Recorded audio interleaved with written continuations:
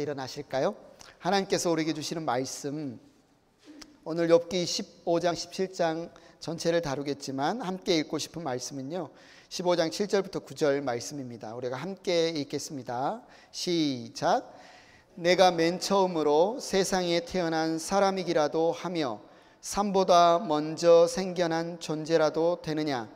내가 하나님의 회의를 엿들기라도 하였느냐? 어찌하여 너만 지혜가 있다고 주장하느냐? 우리가 알지 못하는 어떤 것을 너 혼자만 알고 있기라도 하며 우리가 깨닫지 못하는 그 무엇을 너 혼자만 깨닫기라도 하였다는 말이냐? 아멘. 자리에 앉으시기 바랍니다. 가을이 너무 아름답습니다.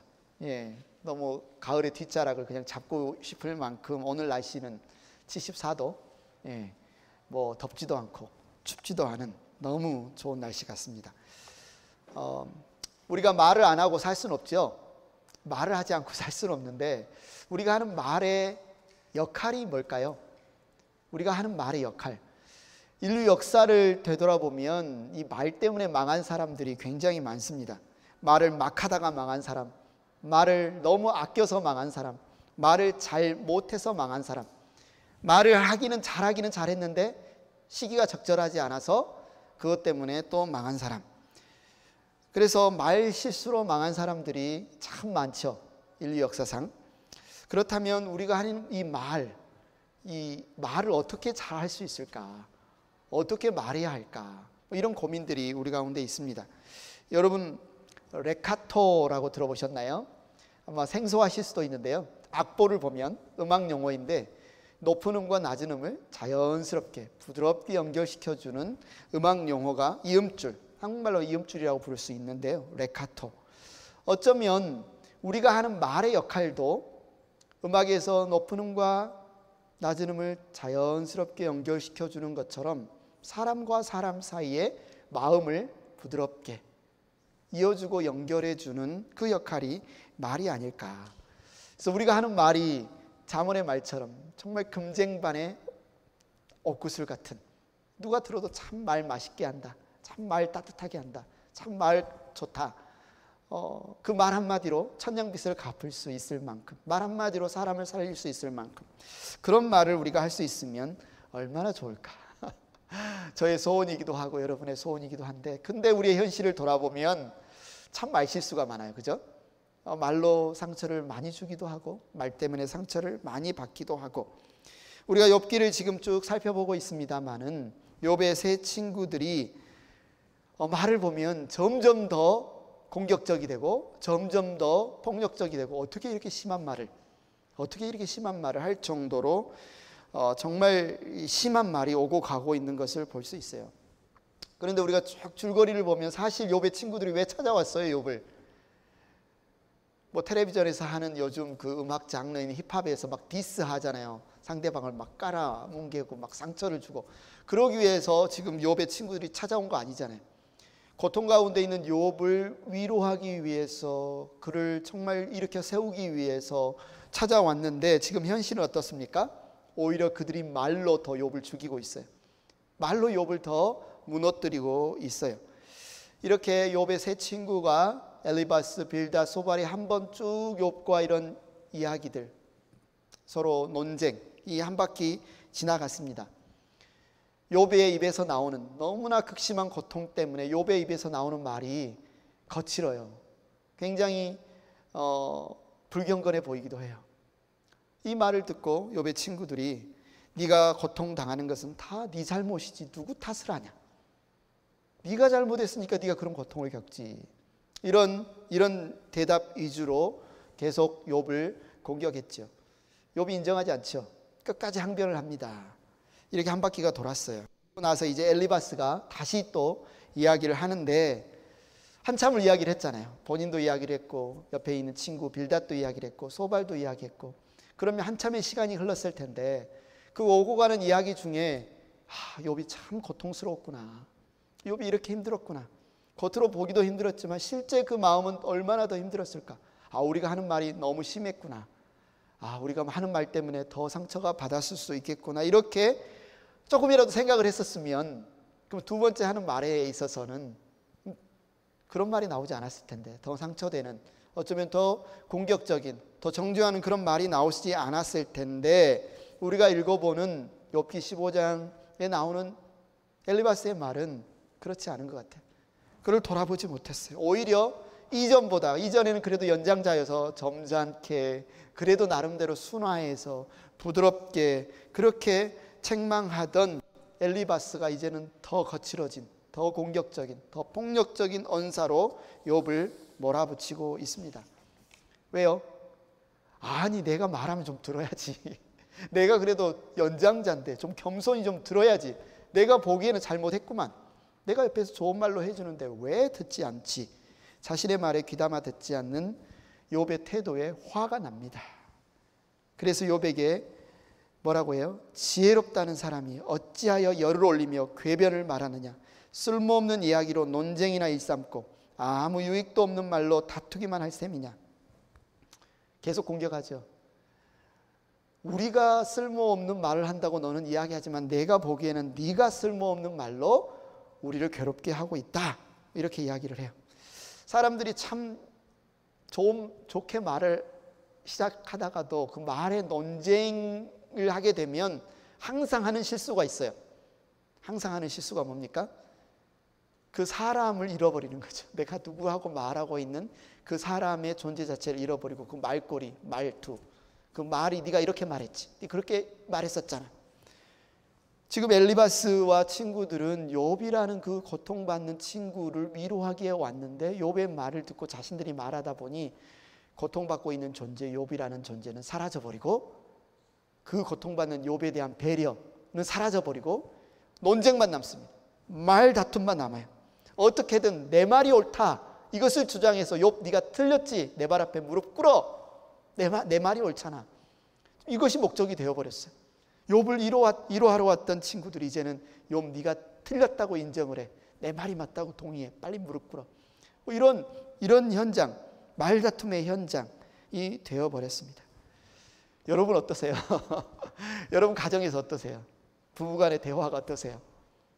부모 자녀 간의 대화가 어떠세요? 아니면 여러분 지인들과 친구에서 대화가 어떠세요? 이런 적이 많지 않습니까? 저도 돌아보면 많은 것 같아요. 말하다 보니까 기분이 나쁘고 말하다 보니까 그 사람보다는 어떻게든 논쟁, 내 말이 옳다는 것을 주장하고 싶어지는 그런 상황. 우리가 흔히 하는 실수죠.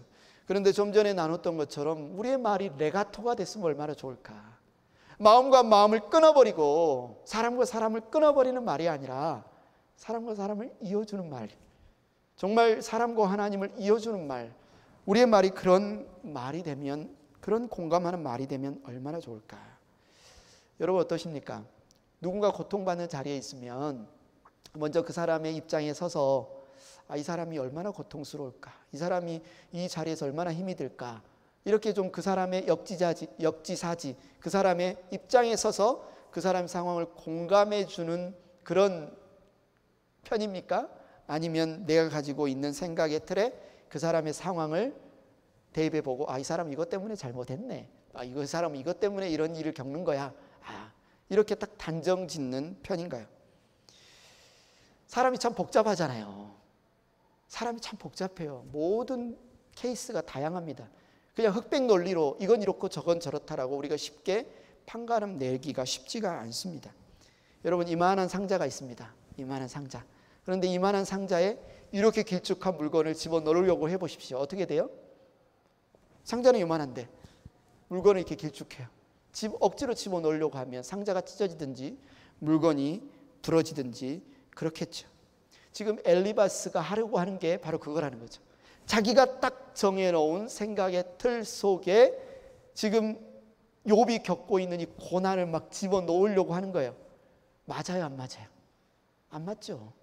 자기가 갖고 있는 인과응보식, 잘못한 사람은 벌을 받고 잘한 사람은 상을 받는다.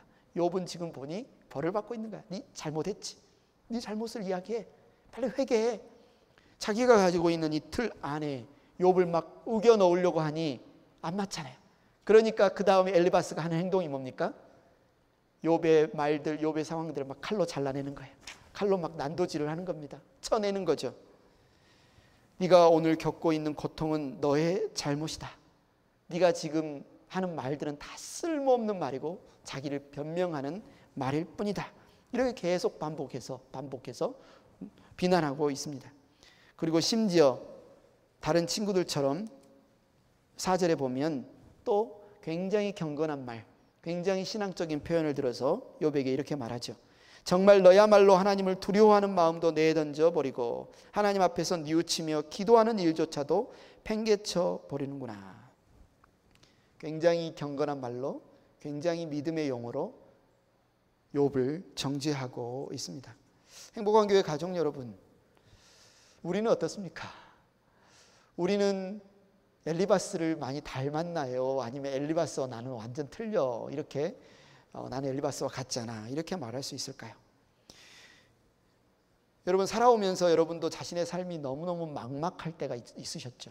너무 힘들어서 내가 왜 살아야 하는지 목적도 보이지 않고 살고 싶은 마음도 없고 의미도 없고, 그러다 보니 막다른 골목에 서서 내일이 오늘보다 전혀 나아질 것 같지 않은 그 절망적인 순간에 내 삶을 다 끝내고 싶다, 그런 순간이 있잖아요. 어렸을 때도 있었고 지금은 모르겠습니다. 그럴 때 그러면 이제 어렸을 때 부모님께 그런 말들을 하죠. 심한 말들을 하죠. 어떤 말들 해요? 엄마가 나한테 해준 게 뭐가 있어? 엄마가 나한테 해준 게 뭐가 있어? 누가 나를 낳아달랬어? 나를 왜 낳았어? 우리 집은 왜 이래? 나 그냥 죽어버릴래. 이런 말들을, 심한 말들을 부모님 앞에 하죠. 부모님 마음에 막 대못을 박죠. 그러면 성숙한 부모라면 그런 자녀들의 말에 어떻게 반응해요? 어떻게 저런 말을 보다 제가 얼마나 힘들면, 제가 지금 얼마나 고통스러우면 얘가 이런 말을 할까? 아이의 입장에서 먼저 생각하죠. 아이의 고통을 생각하죠. 근데 저를 포함해서, 저도 부모입니다만은, 저도 이렇게 반응하기보다는 눈을 막 부라리고 저한테 대드는 그 아이 앞에 확 열이 받잖아요. 확 마음이 상하죠. 아니, 부모한테 그게 무슨 말버릇이야? 너 도대체 정신이 있는 놈이야 없는 놈이야? 이렇게 야단을 치죠. 물론 아이가 버릇없이 굴 때 훈계도 필요하고 올바른 길로 양육하는 것도 필요하지만, 근데 지금 정말 너무너무 고통스러워서, 너무너무 아파서 정말 거친 말을 내어뱉는 아이에게 지금 가장 필요한 것이 뭘까요? 말버릇이 없다는 훈계가 필요할까요? 아니면 네가 마음이 참 아프구나, 네가 참 힘이 들구나, 지금 내가 네 마음 안다, 내가 네 마음 안다, 많이 힘들지, 이 말 한마디일까요? 손 한번 따뜻하게 잡아주는 것이 아닐까요? 그냥 아무 말 없이 한번 안아주는 것 아닐까요? 지금 욥에게 필요한 것은 훈계가 아니라는 거죠. 지금 욥에게 필요한 것은 손 한번 따뜻하게 잡아주는 것, 그냥 한번 안아주는 것. 그런데 엘리바스와 친구들은 정반대로 지금 욥을 정죄합니다. 정죄하는데 그치지 않고 막 가혹하게 점점 더 공격적으로, 점점 더 폭력적으로 밀어붙이고 있어요. 너는 경건하지도 않아. 너는 뉘우치지도 않아. 보니까 기도도 안 하네. 보니까 말씀도 안 읽네. 그러니까 너가 지금 이러지. 계속 지금 몰아붙이고 있죠. 우리는 그런데 우리의 삶을 돌아보면 참 아픈 만큼 성숙하잖아요. 아프지 않고 성숙한 사람이 없습니다. 오늘 엘리바스가 하는 말 중에 우리가 한번 생각해 볼 중요한 표현이 있어요. 그래서 오늘 제목으로도 잡았는데요. 15장 9절에 보니까 엘리바스가 욥에게 이런 말을 해요. 우리가 알지도 못하는 어떤 것을 너 혼자만 알고 있기라도 하며 우리가 깨닫지 못하는 그 무엇을 너 혼자만 깨닫기라도 하였다는 말이냐. 한마디로 말하면 이런 말이죠. 너만 깨달았냐? 너만 잘났냐? 너만 알고 있어? 나도 알아. 너만 똑똑해? 너만 하나님 믿어? 나도 믿어. 너만 깨달았어? 너만 잘났어? 우리가 입 밖으로 내지 않든지 아니면 입 밖으로 내서든지 종종 우리가 하는 말 아닌가? 참 너 잘났다. 너만 잘났냐? 나도 잘났어. 나도 알아. 그런데 여기에서 너 혼자만 깨닫기라도 하였다는 말이냐? 이 표현에서 깨달음. 이 깨달음이라는 것은 도대체 어디서 오는 걸까요? 한번 생각해 보고 싶습니다. 이 깨달음. 뭔가를 깨닫는다는 것은 알지 못하던 어떤 것들이 밝혀지죠. 밝히 드러나는 거죠. 그런데 이 깨달음이라는 것은 언제 오느냐?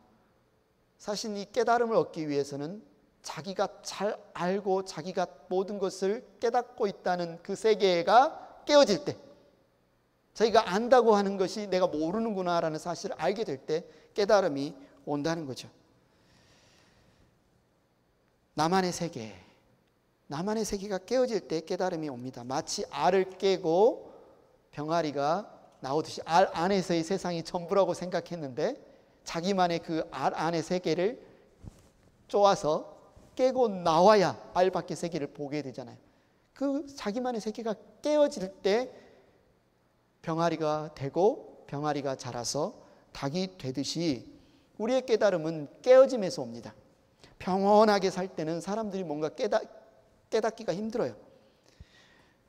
여러분, 자기만의 세계가 깨어질 때 이것이 우리에게는 어떻게 느껴져요? 고통, 고난으로 느껴지죠.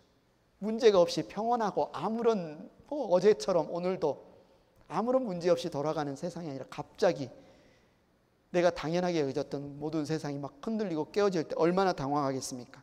욥의 상황을 여러분이 아시잖아요. 욥의 일상을 지금 욥이 어떤 형편에 처해 있는지 아시잖아요. 욥은 바로 자기만의 세계가 다 깨어졌습니다. 자기에게 세계가 무너지는 것을 경험했어요. 자기에게 당연하고 익숙했던 세계가 다 무너졌어요.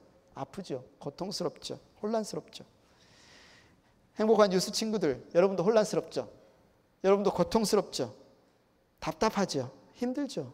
맞습니다. 알이 깨어진다는 게 너무너무 힘들어요. 알을 깬다는 건 너무너무 힘듭니다. 때때로 너무 막막해서 어디로 가야 할지, 내가 길을 잃어버린 건 아닌가.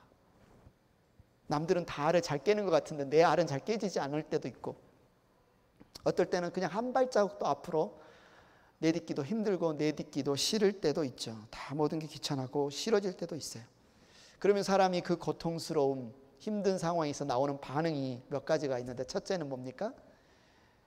현실을 막 부정하는 거예요. 현실을 막 부정하고 싶어지죠. 현실을 막 회피하고 싶어지죠. 아니면 또 누군가를 원망하고 싶어집니다. 이건 다 저 사람 때문이야. 이건 다 부모님 때문이야. 이것은 다 누구누구 때문이야. 이렇게도 해보고 저렇게도 해보는데 답이 안 나와요. 답이 안 나와. 아무리 찾아도 답이 안 나와요. 그런데 여기에서 이제 깨달음의 비밀이 있죠. 자기 안에서, 자기 세계 안에서 아무리 답을 찾아도 답이 안 나오니 나에게는 답이 없다. 바닥을 탁 칠 때 그때 위에서 빛이 탁 비칩니다. 그때 답이 나와요. 내가 할 수 있는 것이 아무것도 없다는 사실을 알게 될 때, 그래서 하나님을 바라볼 때 하나님께서 우리에게 답을 보여주십니다. 우리에게 깨달음을 주세요. 고통이나 고난을 좋아하는 사람 이 세상에 아무도 없습니다. 고통을 막 즐기는 사람 있다면 이상한 눈으로 우리가 보게 되죠. 가학 증세가 있나? 그러나 이 고통이나 고난이 우리의 삶에 유익한 것은 자기만의 세계를 깨트려서 새로운 세계로 나아가게 만드는 안내인의 역할을 한다는 거예요. 만약에 자기만의 세계가 깨어지지 않았으면 한 번도 디뎌보지 않을 발을, 한 번도 물어보지 않을 질문을 하게 됩니다. 그래서 여러분, 혹시 지금 알을 깨느라고 힘든, 그래서 너무나 답답하고 너무나 혼란스럽고 어떻게 해야 될지 모르는 분이 계시다면 조금만 더 힘을 내세요. 조금만 더 견뎌보세요. 여러분, 지금 엘리바스가 욥에게 너 혼자만 깨달았냐? 너만 잘났냐? 너만 아느냐? 우리도 깨달았고 우리도 안다. 이 말이 틀렸어요. 왜 틀렸습니까? 엘리바스는 욥이 겪는 고난을 겪지 않았습니다. 엘리바스는 욥이 겪는 고통을 겪어보지 않았어요. 깨어짐을 경험하지 않았습니다. 자기만의 세계가 여전히 견고히 있어요. 그러니까 그 세계 안에서 보이는 그 틀로만 볼 수밖에 없습니다. 그러나 욥은 같은 틀 안에 있다가 그 틀이 깨어짐을 경험했고 틀 밖에서 보고 있어요. 엘리바스가 말하는 것처럼 어쩌면 욥은 온전히 다 깨닫지 못했을 수도 있지만, 그러나 고통과 고난을 통해서 깨달음의 자리로 점점 나아가고 있어요. 이전에 자기가 갖고 있던 인과응보식, 자기가 모든 것을 해석하고 있었던 그 논리가 다 깨졌어요. 이제는 하나님께서 답해 주시지 않으면, 하나님께서 설명해 주시지 않으면 도저히 왜 이런 일이 나에게 일어나고 내가 어디로 어떻게 가야 할지 도저히 알 수 없습니다. 그건 하나님만 지금 바라보고 있는 거죠. 그는 어떻게 깨달음을 얻게 되었느냐? 고통을 통해서, 고난을 통해서, 깨어짐을 통해서 욥은 깨달음을 얻게 되었습니다. 사람이 어떻게 철이 들어요? 사람이 어떻게 성숙해 갑니까? 사람이 어떻게 어른이 돼요? 깨어질 때, 알이 깨어질 때, 아픈 만큼 성숙해집니다. 여러분이 만나본 많은 사람 중에 참 깊이가 있다, 참 사람들을 이렇게 잘 공감해주고 깊이가 있고 성숙한 사람을 보면, 그분의 인생을 들어보면 참 고통을 많이 겪어본 사람인 경우가 많이 있습니다. 그래서 이해하는 거예요. 아파도 보고, 사업에 망해도 보고, 가족 때문에 힘들어도 보고, 그럼 그 상황에 있는 사람들을 이해할 수 있습니다. 공감합니다. 공감하는 마음이 그래서 우리를 인간답게 만들죠. 누군가에게 공감할 줄 안다는 것, 우리 인생에 굉장히 중요합니다. 여러분, 세상에서 가장 공감이 능력이 뛰어난 사람이 누구죠? 여러분 인생을 한번 다 돌아볼 때 누가 나를 이렇게 품어줬나, 공감해줬나, 나를 이렇게 누가 늘 이렇게 안아줬나, 말로나 실제로나 아니면 분위기로나 그 모든 부분에 있어서 여러분에게 떠오르는 사람이 있나요? 여러 사람이 떠오를 수 있지만 저는 엄마죠. 여러분은 누군가요? 엄마가 자식을 생각하는 마음을 한번 보세요. 우리 집 애와 남의 집 애들이 막 같이 있을 때 같이 막 울어요. 여기저기서 막 우는데 엄마는 그 많은 울음소리 중에서 내 애 울음소리를 알아채요? 못 알아채요? 알아채요. 엄마는 어쩌면 정말 신기해요. 초능력자 같아요. 그 많은 아이들 중에 내 아이의 울음소리를 어떻게 알아챌 수 있을까? 말 못하는 아이가 막 울어요. 옆에 있는 사람들은 몰라요. 왜 울지? 그런데 엄마는 야, 애가 지금 배가 고파서 우는지, 똥 싸서 우는지, 졸려서 우는지, 알아달라고 안아달라고 우는지 엄마는 다 알아듣잖아요. 어떻게 할 수 있을까? 야, 신기하네. 초능력이 있을까? 엄마는 어떻게 그럴까요? 엄마는 마음이 항상 그 아이에게 가 있기 때문에 그렇죠. 그 아이에게 마음이 전폭적으로 가 있기 때문에, 엄마의 마음과 아이의 마음이 연결되어 있기 때문에, 이어져 있기 때문에 엄마는 어떻게 그 마음을 아이에게 다 그렇게 줄 수 있을까? 엄마는 어떻게 그렇게 아이와 마음이 연결되어져 있을 수 있을까? 왜 그럴까요? 왜 엄마들은 그럴까요? 엄마는 자식이 자기의 태 속에 잉태될 때부터 아이 때문에 고통을 겪잖아요. 아이가 잉태되면 입맛이 바뀌죠. 막 입덧을 합니다. 먹지 못해요. 배가 불러오면 허리도 아프고 다리도 아프고 점점 고통이 더해지죠. 고통의 최고치는 언제입니까? 아이를 낳을 때. 저는 겪어보지 않아서 모르겠습니다만 정말 죽을 만큼 힘든 그 고통을 겪잖아요. 그러면서 아이와 엄마가 한 몸이 되는 거죠. 아이의 마음과 엄마의 마음이 연결됩니다. 왜요? 아이를 위해 온갖 고통을 겪어봤기 때문에 그 마음이 온전히 그 아이에게 향하는 거죠. 그러니까 깊은 공감은 어디에서 오느냐? 그 사람을 생각하면서 함께 아파할 수 있을 때. 그래서 공감하는 마음이란 어쩌면 같이 아파하는 마음이라고 생각할 수 있죠. 어쩌면 같이 아파할 수 있는 사랑까지 나아가면 더 좋겠죠. 그냥 같이 아파할 뿐만 아니라 사랑하는 마음으로 같이 아파하는 것. 그것이 어쩌면 우리가 공감하는 마음이다라고 할 수 있습니다. 엘리바스가 그랬다면 얼마나 좋았을까? 엘리바스와 친구들이 욥에게 그랬다면 얼마나 좋았을까? 욥이 지금 고통 가운데 있기 때문에 이 고통을 통해서 더 많이 깨달을 수 있다는 이 가능성을 엘리바스가 조금이라도 보았다면 얼마나 좋았을까? 그렇지 않았죠. 창세기 1장 2절에 보면 하나님께서 천지를 창조하시는 장면이 나오는데 1장 2절에 이런 표현이 나옵니다. 땅이 혼돈하고 공허하며 어둠이 깊음 위에 있고 하나님의 영은 물 위에 움직이고 있었다. 어쩌면 이 표현은 고통 가운데 있는 사람의 내면, 마음의 표현을 보여주는 하나의 표현일 수도 있어요. 혼돈하고 공허하고 어둠 가운데 있는 그 모습. 그런데 그 위에 누가 계시다고 말하는 거예요? 하나님이 계시다. 하나님의 영이 물 위를 움직이고 계신다. 근데 이것의 원어의 표현을 보면 암탉이 알을 탁 품듯이, 암탉이 알을 탁 품듯이 있는 표현이 바로 하나님의 영이 물 위를 운행하고 계신다, 움직이고 계신다. 이게 원어의 표현입니다. 정말 우리의 내면은, 우리의 삶은 혼돈하고 공허하고 어둠의 깊음이어서 너무너무 고통스러워서 하나님 살려주세요, 하나님 도와주세요 할 때 하나님 나몰라라 하시는 게 아니라 암탉이 알을 품듯이 있다가 알을 깨고 나올 때가 되면 하늘에서 울려 퍼지는 소리가 있죠. 창세기 1장 3절에 하나님이 말씀하시기를 빛이 생겨라 하시니 빛이 생겼다. 어둠 캄캄한 곳에 하나님이 빛이 생겨라 하시니 빛이 그 어둠을 뚫고 쫙 비춰서 보여줍니다. 얼마나 감격적이지 않습니까? 어둠이 없다면 보이지 않을 빛이었을 텐데 어둠 때문에 그 빛이 더 선명하게 보이죠. 엘리바스는 이런 욥을 이해하지 못하기 때문에 너만 깨달은 사람이냐 이렇게 비난하고 있어요. 그러면서 욥의 고통에 공감하지 못하고 여전히 자기가 옳다고 생각하는 것만 주구장창 계속해서 이야기합니다. 그래서 욥기 25장 14절에 인생이 무엇이기에 깨끗하다고 할 수 있겠으며 여인에게서 태어난 사람이 무엇이기에 의롭다고 할 수 있느냐. 여기까지는 오케이, 그럴 수 있죠. 이건 보편적으로 맞는 말이기 때문에. 그런데 그 다음 16절에 하는 말이 너무너무 가혹합니다. 욥이라는 이름을 불러서 지칭하지는 않았지만 16절에 보니까 하물며 구역질 나도록 부패하여 죄를 물마시듯 하는 사람이야 어떠하겠느냐. 누구를 지칭하고 있어요? 자기가 논쟁하는 지금 욥을 지칭하고 있죠. 구역질 나도록 부패하여 죄를 물마시듯 하는 사람.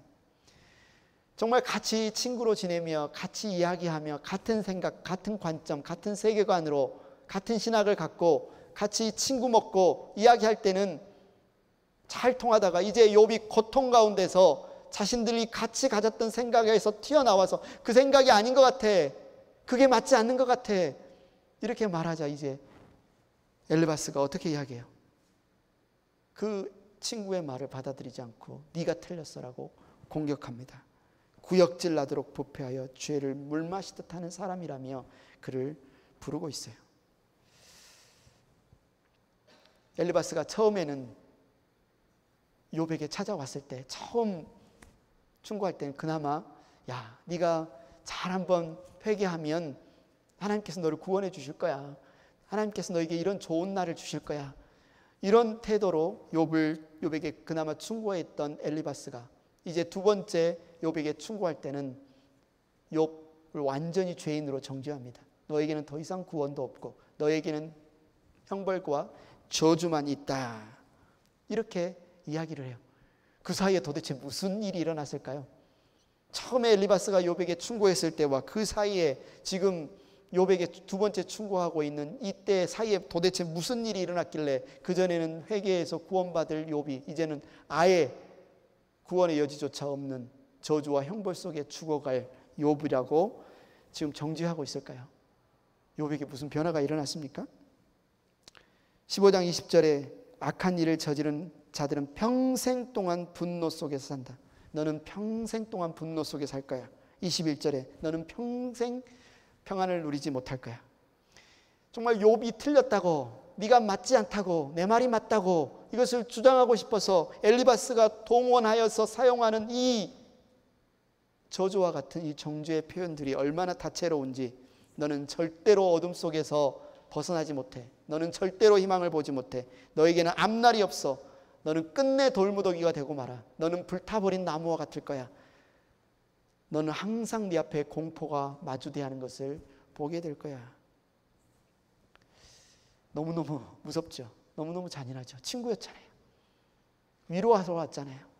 그런데 이 사람이 입에서 어떻게든 욥을 무릎 꿇리고 넘어뜨리려고 하는 이런 표현들이 너무너무 무섭습니다. 그런데요, 이 욥의 상황을 싹 빼놓고 만약에 엘리바스가 하는 이 말, 하나님을 거역하는 자들에게는 고통이 닥친다, 이 말을 정말 평안한 중에 아무 문제 없이 잘 살고 있는 성도들에게 하면 뭐라고 대답할까요?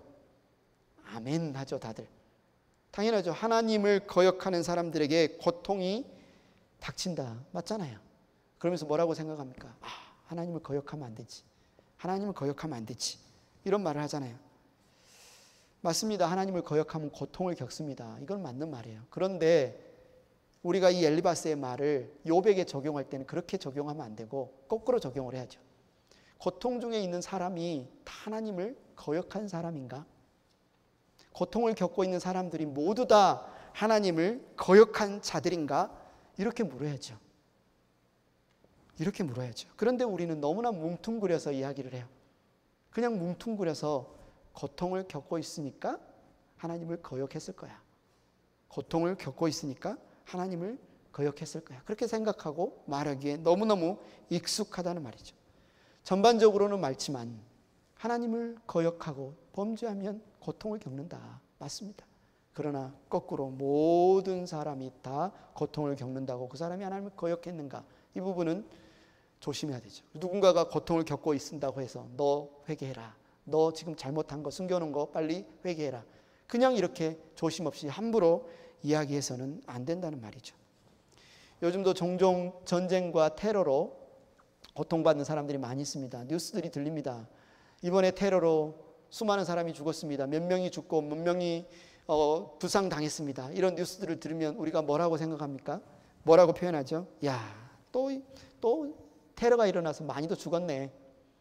뉴스에서 정확하게 하면 이번 테러로 50명이 죽었습니다. 야, 이번에는 50명이나 죽었네. 이런 표현들 우리가 종종 하죠. 그런데 그 50명이라는 숫자로 뭉뚱그려진 한 명 한 명의 목숨이 천하보다 귀한 목숨이라는 사실을 우리는 얼마나 인지하고 있을까? 그 테러로 죽은 50명의 한 명 한 명은 그 어떤 부모에게는 너무나 소중한 생떼 같은 자식이고 그 어떤 자식에게는 정말 너무나 잃고 싶지 않은 부모라는 사실을 우리는 얼마나 인지하고 있을까? 야, 50명이나 죽었네. 많이도 죽었네. 이렇게 우리가 쉽게 말하는 그 한 명 한 명이 오늘 하루를 간절히 행복하게 살고 싶었던 한 명의 사람이라는 사실을 우리는 얼마나 잃어버리고 있지는 않은가. 만약에 그들 중에 내 부모가 있었다면, 내 자식이 있었다면, 내 형제가 있었다면, 내 친구가 있었다면 우리가 그렇게 말할 수 있겠습니까? 우리는 너무나 보편적으로 야, 하나님 거역하면 고통받지. 맞는 말이지만 한 사람 한 사람에게 그렇게 너무나 쉽게 적용하고 정죄해서는 안 된다라는 거죠. 조심해야 된다는 거죠. 그것이 바로 욥기가 우리에게 계속해서 말하고 있는 거예요. 그래서 욥기가 그냥 여기서 끝나지 않고 하나님께서 욥의 손을 들어주시고 욥의 친구들 보고 회개하라고 하시면서 말씀하시는 것이 바로 이것을 우리에게 가르쳐주고 싶은 거죠. 우리에게는 중재자가 있습니다. 엘리바스의 말을 듣고 욥은 16장에 이렇게 이야기를 하죠. 너희가 내 처지가 되면 나도 너희처럼 말할 수 있을 것이다. 나도 너희에게 마구 말을 퍼부으며 가엾다는 듯이 머리를 내저을 것이다. 무슨 말이에요?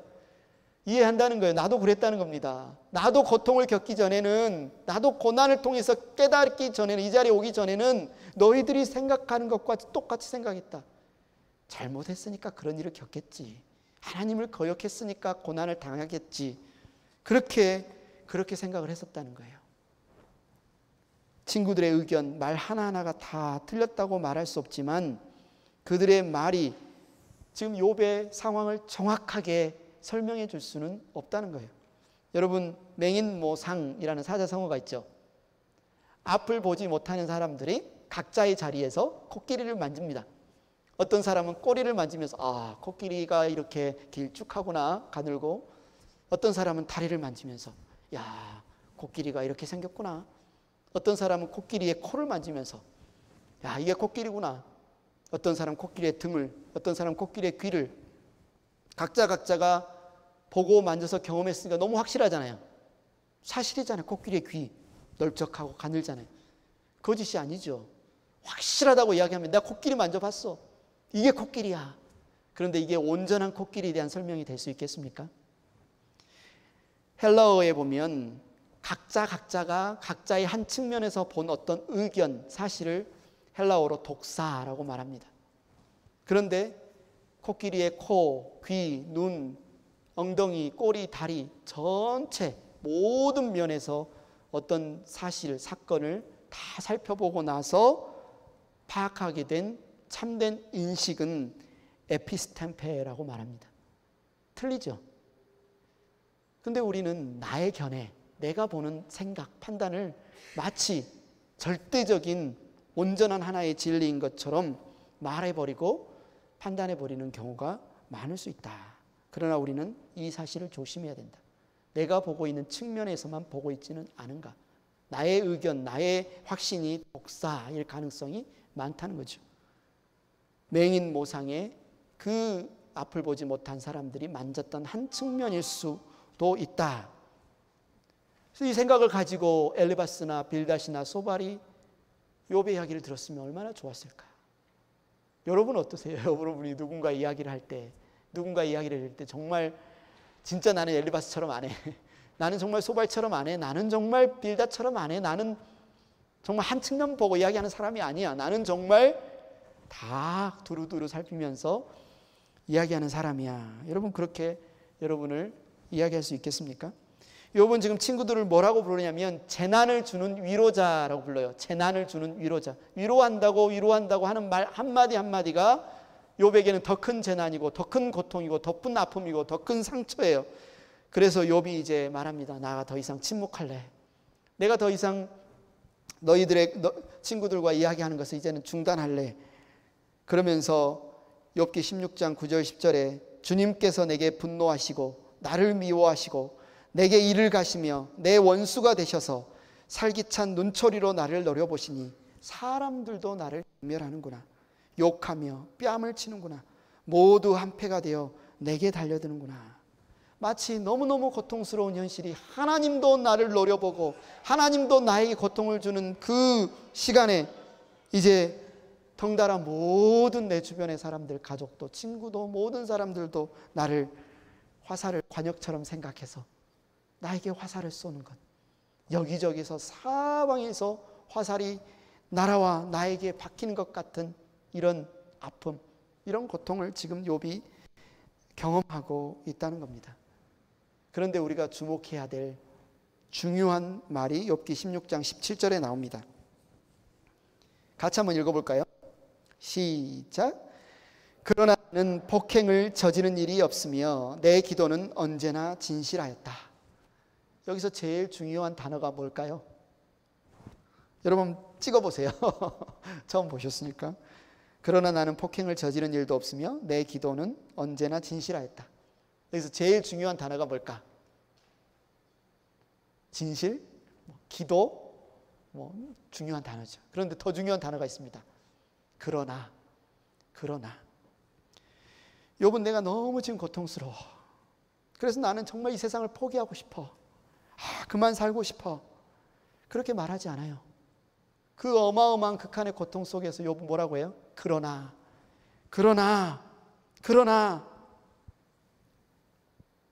나는 폭행은 저지른 일이 없으면, 그러나 나는 기도하고, 그러나 나의 기도는 하나님 앞에 진실함으로 나는 기도하고 싶어. 그는 그렇게 이야기를 하고 있어요. 사람이 너무 힘들면 하나님 어디 있어? 하나님이 계시면 나를 이렇게 내버려 두겠어? 하나님 없어. 하나님을 부정하지도 않고, 어쩌면 그럴 만한 상황에 가장 가까운 사람이 욥이라고 할 수 있는데, 욥은 하나님을 부정하지도 않고 견딜 수 없는 상황, 너무 힘든 상황은 사실이지만 욥은 뭐라고 해요? 그러나 나는 하나님께 기도한다 라고 하면서 무슨 기도를 합니까? 욥기 16장 18절 21절 같이 한번 읽어보겠습니다. 시작. 땅아 내게 닥쳐온 이 잘못된 일을 숨기지 말아라. 애타게 정의를 찾는 내 부르짖음이 허공에 흩어지게 하지 말아라. 하늘에 내 증인이 계시고 높은 곳에 내 변호인이 계신다. 내 중재자는 내 친구다. 나는 하나님께 눈물로 호소한다. 사람이 친구를 위하여 변호하듯이 그가 하나님께 내 사정을 아랜다. 욥은 이 세상에서 참된 우정을 찾지 못해요. 참된 변호인을, 참된 중재자를, 참된 친구를 찾지 못해요. 그래서 오히려 그는 눈을 들어 하나님을 바라보며 하나님께 기도합니다. 뭐라고 변호합니까? 하늘에 내 증인이 계십니다. 하늘에 내 변호인이 계십니다. 하늘에 내 중재인이 계십니다. 하늘에 내 친구가 계십니다. 네 가지로 표현했지만 한 분에 대한 설명이죠. 내 변호인이 되시며 중재자가 되시며 내 증인이 되시며 내 친구가 되신다. 욥은 너무나 큰 고통을 겪고 있음에도 불구하고 하나님이 내 증인이시라고, 하나님이 내 변호인이시라고, 하나님이 내 중재자라고, 하나님이 내 친구라고 고백합니다. 지금은 하나님이 내 눈앞에 나타나지 않으시지만 분명히 나의 중재자, 나의 변호인, 나의 친구, 나의 증인이 되신 하나님이 내 앞에 나타나실 거라고 그는 소망하고 있습니다. 그러나 다른 말로 그럼에도 불구하고죠. 그럼에도 불구하고 욥은 17장 3절에 말하죠. 주님께서 친히 내 보증이 되어 주십시오. 내 보증이 되실 분은 주님밖에 없습니다. 우리가 믿는 이 신앙, 우리가 하나님을 믿는 신앙을 뭐라고 설명해요? 그럼에도 불구하고의 신앙이라고 설명하죠. 하나님이 우리에게 늘 잘해 주시기 때문에, 하나님 내가 기도하면 딱딱 다 모든 것들을 응답해 주시고 아무런 침묵도 없이 항상 내 앞에 계시기 때문에 우리가 하나님을 믿습니까? 아니잖아요. 때때로 하나님이 안 보일 때도 있고, 하나님이 침묵하시는 것처럼 여겨질 때도 있고, 어쩌면 욥처럼 오히려 하나님이 나를 노려보시며 오히려 하나님이 나를 관역 삼아 화살을 쏘아야 되는 것 같은 그런 상황일 때도, 그럼에도 불구하고 나는 하나님만 신뢰하겠다. 그럼에도 불구하고 나는 하나님만 신뢰하겠다. 욥은 극한의 고통에서 모든 희망이 끊어지게 되자 나의 유일한 희망은 오직 하나님뿐이심을 오히려 고백하고 있어요. 역설이잖아요. 상황이 편하고 모든 게 잘 되고 모든 게 잘 공급해서 하나님만 바라보는 게 아니라 모든 당연했던 세계가 다 흔들리고 무미해지고 딱 남는 한 분이 하나님밖에 없는 거죠. 하나님만이 우리의 믿음의 근거가 되고 하나님만이 내가 신뢰할 분이 된다. 그는 고백하고 있습니다. 하나님이 나의 증인이 되시며 변호인이 되시며 중재자가 되시며 친구가 되어주실 것을 고백합니다. 청록파 시인 가운데 박두진 시인이 갈보리의 노래라는 시가 있습니다. 그 중에 한 대목이 이런 부분이 있어요. 마지막 내려덮는 바위 같은 어둠을 어떻게 당신은 버틸 수 있었는가? 뜨물 같은 치욕을, 불붙는 분노를, 에어내는 비애를, 물새 같은 고독을 어떻게 당신은 견딜 수가 있었는가? 뭐냐면 갈보리 언덕으로 끌려가며 고난을 당하시는, 십자가를 지시는 예수님의 그 고난을 묵상하며, 제목도 갈보리의 노래죠. 그 예수님의 고난을 기리며 쓴 시인데요. 그 다음에 나오는 내용이 이렇습니다. 쾅쾅 쳐 못을 박고 창끝으로 겨누고 채찍질에 때리고 입맞추어 배반하고 매어 달아 죽이려는 어떻게 그 원수들을 사랑할 수 있었는가? 정말 예수 그리스도께서 십자가를 지시면서 경험하셨던 그 수치와 그 배신과 그 고통과 어쩌면 하나님 아버지께서 모든 죄를 그에게 쏟아 부으시며 끊어내는 그 절망은 우리의 말로 어떻게 표현할 수 있겠습니까? 얼마나 고통스러우셨겠습니까? 그럼에도 불구하고 예수님께서는 하나님을 원망하지도 않으시고 하나님을 부정하지도 않으시고 자신에게 침뱉고 조롱하며 돌팔매질하는, 자신의 팔에 못을 박고 창을 찌르는 사람들을 향해서도 그들을 용서하시고 사랑하셨잖아요. 욥이 그토록 기다렸던 증인과 변호인과 중재자와 친구가 되어주시기 위해 우리 곁으로 오신 그분 예수 그리스도, 그분이 계십니다. 욥이 간절히 기다렸던 그분이 우리 곁으로 오셨습니다. 우리의 증인이 되시려고, 우리의 변호인이 되시려고, 우리의 중재자가 되시려고, 우리의 친구가 되시려고 우리 곁에 계십니다. 행복한 교회 가족 여러분, 우리의 말이 사람의 마음과 마음을 이어주는 사랑의 레가토 같은 말이 된다면 얼마나 좋을까요? 우리의 말 속에서 사람은 사라져버리고 말다툼만 남는 그런 말이 아니라 정말 사람을 세워주고 사람을 하나님께 이끌어주고 사람을 살려주는 그런 말이 되었으면 정말 좋겠습니다. 함부로 우리가 말하지 않고 먼저 그 사람의 입장에 서서 그 사람의 아픔을 헤아려 보고 공감해 줄 수 있는, 마치 나의 엄마 같은, 엄마가 나를 바라보는 그 자리에 서서 우리가 말할 수 있는 그런 사람이라면 얼마나 좋을까요? 행복한 뉴스 청년 여러분, 나의 세계를 깨고 나가는 것 정말 힘들죠. 나의 세계를 깨고 나가는 건 너무나 힘들죠. 알을 깨는 고통 너무 어렵죠. 때때로 답답하죠. 때때로 혼란스럽고 어디로 가야 할지 모르겠고 힘들고 고통스럽죠. 조금만 더 힘을 내세요. 여러분, 조금만 더 견디십시오. 욥의 기도가 여러분의 기도가 되기를 원하고 욥의 소망이 여러분의 소망이 되기를 원합니다. 이 시간 우리가 함께 이 찬양 드리기를 원합니다. 오늘 말씀을 붙들면서 나 주님의 기쁨 되기 원하네. 주님께서 우리의 기쁨이 되어주신 것처럼 우리도 주님의 기쁨이 되기를 원합니다. 주님께서 우리를 얼마나 기뻐하시는지, 주님께서 우리를 얼마나 즐거워하시는지 여러분 잊지 마시고 늘 기억하면서 주님 앞에 나아가기를 원합니다.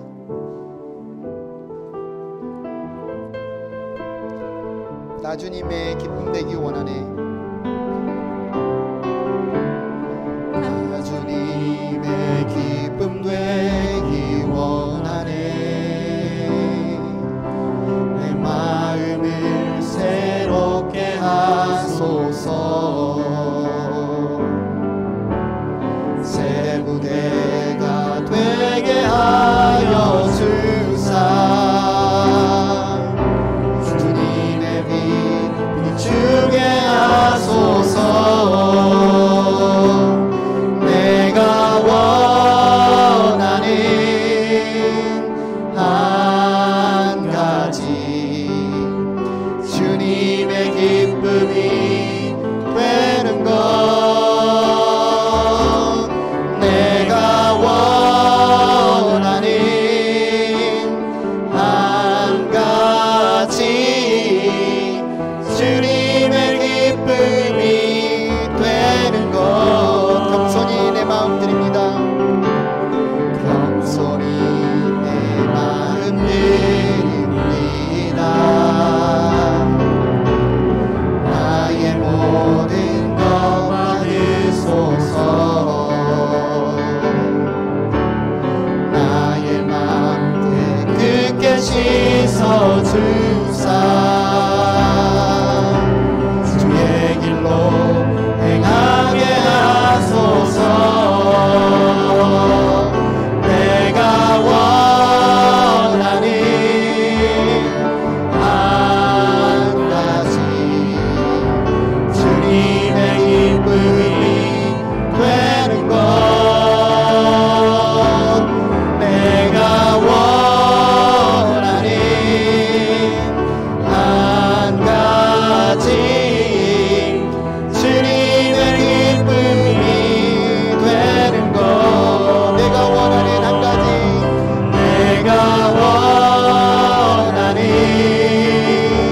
한 가지, 주님의 기쁨이 되는 것.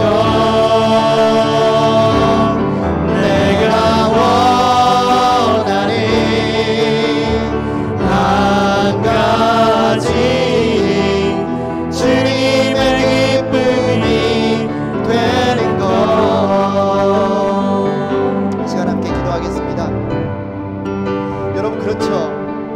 여러분 정말 주님의 기쁨이 되기 원하시죠? 주님의 자랑이 되기를 원하시죠? 주님이 내가 너를 얼마나 기뻐하는 줄 아느냐? 주님이 내가 너를 얼마나 사랑하는 줄 아느냐?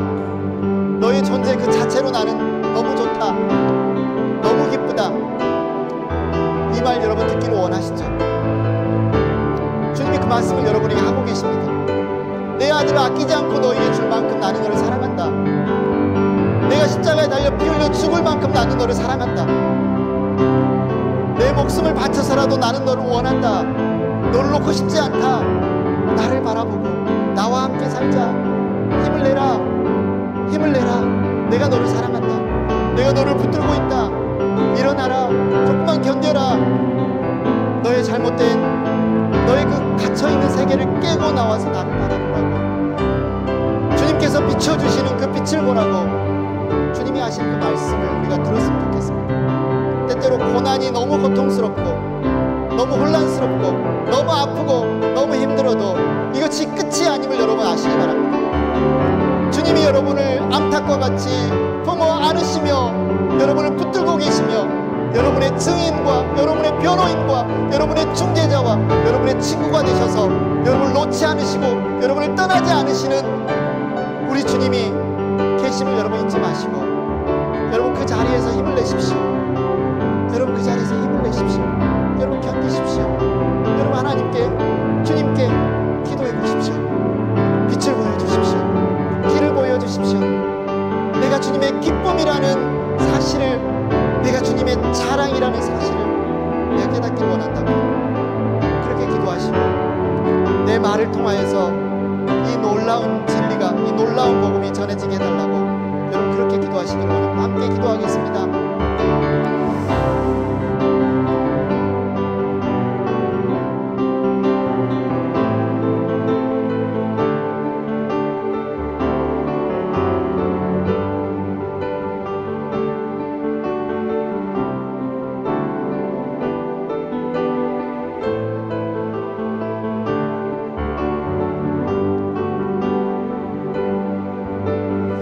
아버지, 나를 사랑한다고 말씀하여 주시니 감사합니다. 주님이 나를 기뻐한다고 말씀하여 주시니 감사합니다. 내가 얼마나 연약하고 부족하고 때때로 더럽고 때때로 얼마나 악한지도 아시면서 아들을 아끼지 않으시고 우리 주님을 나를 위해 보내주시고 주님의 피로 나를 감싸 안아주시고 주님의 목숨을 버려서까지 나를 살리는 자로, 나를 귀한 자로 세워주심을 인하여 감사합니다. 우리 행복한 교회 키즈, 유스, 청년, 장년 모든 형제 자매들이 이 주님의 목소리를 듣기를 원합니다. 이 주님의 외침을 듣기를 원합니다. 내가 주님 안에서 기쁨입니다. 내가 주님 안에서 자랑입니다. 나도 주님의 기쁨으로 살아가기를 원합니다. 나도 주님의 자랑으로 살아가기를 원합니다. 그리고 우리의 기쁨과 주님의 기쁨과 자랑이 되는 형제 자매들에게 가시돋친 말이 아니라 주님의 그 사랑의 메시지를 전하는 자들이 되기를 원합니다. 사랑의 레가토에 말하는 자들 되기를 원합니다. 하나님, 그들을 일으켜 세우는 말하기를 원합니다. 주님이 우리 곁에 임마누엘 호산나로 서주신 것처럼 우리가 우리의 형제 자매들 곁에 임마누엘 그렇게 호산나의 주님을 품고 그들을 곁에 서기를 원합니다. 주님, 우리를 그렇게 사용하여 주셔서 살리는 자들 될 수 있도록 은혜 더하여 주시옵소서. 감사합니다. 예수님의 이름으로 기도드렸습니다. 아멘.